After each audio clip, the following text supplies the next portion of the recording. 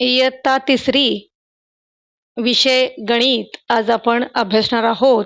तरी सर्व topic 3 addition and subtraction यातील आज आपण ॲडिशनचा संपूर्ण एक्झरसाइज पाहणार आहोत. तरीही सर्वांनी लक्षपूर्वक व्हिडिओ पहा. डू द ॲक्टिव्हिटी यामध्ये तुम्हाला 476 ही संख्या प्रत्येक ओळीत काढून दिली आहे.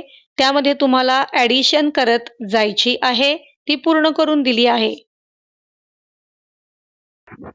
या उदाहरणामध्ये तुम्हाला गणिताची उभी मांडणी करून बेरीज करायची आहे. ती करून दाखवली आहे. यामधील पहिल्या उदाहरणात तुम्हाला उभ्या पद्धतीने बेरीज करायची आहे व दुसऱ्या उदाहरणामध्ये तुम्हाला आडव्या पद्धतीने बेरीज करून दाखवली आहे.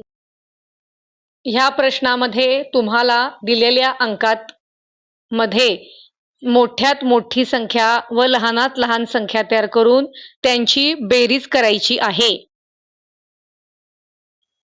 पहिल्या मध्ये तुम्हाला हातचा घेऊन बेरीज कशी करायची हे शिकवलं आहे व दुसऱ्या शाब्दिक उदाहरणामध्ये एका दुकानदाराने 3 दिवसात 212, 386 आणि 259 किलो तांदूळ विकलाय, तर त्याने एकूण किती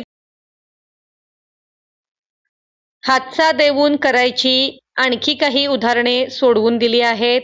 ती सर्वांनी वहीमध्ये सोडवून घ्या. सॉल्व द फॉलोइंग एक्झाम्पल ह्याच्यामध्ये शाब्दिक उदाहरणे दिलेली आहेत. पहिल्या उदाहरणामध्ये एका ग्रंथालयात 381 पुस्तके होती. सुभाषने 51 पुस्तके दिली, तर आत्ता ग्रंथालयात पुस्तके किती? तर उत्तर आहे 432. पुढच्या उदाहरणामध्ये एका शेतामध्ये 478 आंब्याची झाडे आहेत, 256 चिक्कूची झाडे आहेत, तर शेतामध्ये एकूण झाडे किती आहेत? त्याचं उत्तर आहे 734 झाडे शेतामध्ये आहेत. त्यानंतरच्या गणितामध्ये तुम्हाला माहिती पुरवली आहे व त्या माहितीवरून तुम्हाला शाब्दिक उदाहरण तयार करायचे आहे व ते सोडवून दाखवायचे आहे.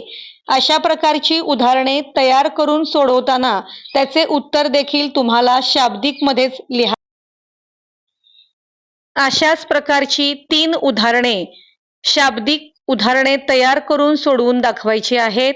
ती तुम्हाला इथे तयार कशी करायची हे सांगितलेले आहे व त्याप्रमाणे उदाहरण कसे सोडवायचे हे देखील सांगितले आहे. तरीही सर्वांनी ह्याचा जास्तीत जास्त सराव करा. यातील पुढचा भाग सबट्रॅक्शन हा पुढच्या व्हिडिओमध्ये पाहणार आहोत. तरीही सर्वांनी चॅनलला सबस्क्राईब करा. व्हिडिओ आवडल्यास चॅनलला लाईक करा, शेअर करा आणि अशाच उपयुक्त व्हिडिओसाठी चॅनलला सबस्क्राईब करा. धन्यवाद.